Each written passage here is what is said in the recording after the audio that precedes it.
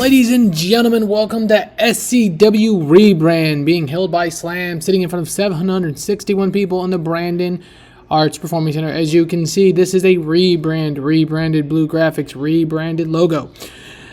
After the show, we'll go ahead and go through some of the new logos and new fun stuff, some backstage, if you will. It's a rebrand. The show opens up with El Phantasmo in the ring, holding up the SCWX Championship alongside the Progress Atlas and Rev Pro Cruiserweight Championship. Phantasmo said he's been undisputable and indestructible, and everyone in attendance knows, and it's time that he is recognized as such. El Phantasmo says tonight he's putting all on the line for whoever wants him. He's confident. So a 51 overall, El Phantasmo versus question mark has started. Start off hot with an angle. And about that, a superb wrestling and decent reaction from the crowd. El Phantasmo defeats AJ Gray with a CR2. It was revived around a lot of hot spots. He makes defense number 1 of the Rev Pro Undisputed Cruiserweight Championship here, of the Progress Atlas title here, and of the SCW Championship is the 7th. 44 and 83 for El Phantasmo and AJ Gray, 75 overall. But we're not going to have all 3 titles, guys. I'll get to that in a minute. El Phantasmo exhausted after a brutal match, which AJ Gray handed a microphone in hand, and he looks around. El Phantasmo says triple crown and walks away with 3 championships. So we have renamed the X Championship, the Triple Crown Championship. It will take place of the X Championship. Same title, nothing big, just a new name. Commentary and segments gave it a boost, 57 overall. In the next match, Atami Hashishida defeats Lindsay Snow via submission with her Argentinian backbreaker rack, 65 overall. Atami Hashishida is really good. We got to find her a storyline, and getting a victory over her Lindsay Snow tonight was a good way to get it started. 70-38. Commentary lifted the match, 65. Next up, and about that had good wrestling but didn't have much heat, the War Dogs defeat the Liga Lucha in 11:29 when Coughlin pinned Zonic with a This Means War to make defense number 1 of their championships, 44-48 for Zonic and Ang Blanc, Gotch and Coughlin with a 60 and 68, and the storylines have all advanced. Commentary gave it a boost, as did Gabe Kidd and Coughlin having great chemistry, and Ang Blanc getting better at his gimmick.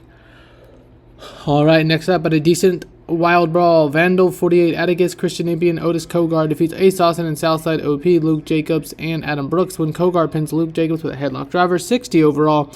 Kogar was head and shoulders above everyone else, 68, 29, and 48 for the Kogar brothers and Napier. Jacobs, Brooks, and Austin with a 55, 45, 54 down the line. The Burlettes, me and Cohen work great on commentary as per usual here. Alright, next up, and about that, had good wrestling and a decent reaction for the ground. La Hija de Guadalajara defeats Lady Flammer in a 10:35 with her Mishi driver. Makes defense number 15 of the championship. She has one hell of a run. Is La Hija de Guadalajara. She is the longest tenured champion in SCW history. 47-63 for Flammer and Guadalajara. Alright, next up, and about that, superb wrestling and good heat. Cardona defeats Mance Warner in 11:11 with the Rough Rider. 62 and 84 for Cardona and Warner. They have great chemistry, and Warner benefited from having a new move. 77 overall. Fantastic match. And in about that, superb wrestling and great heat, Gabe Kidd defeats One Called Manders by submission.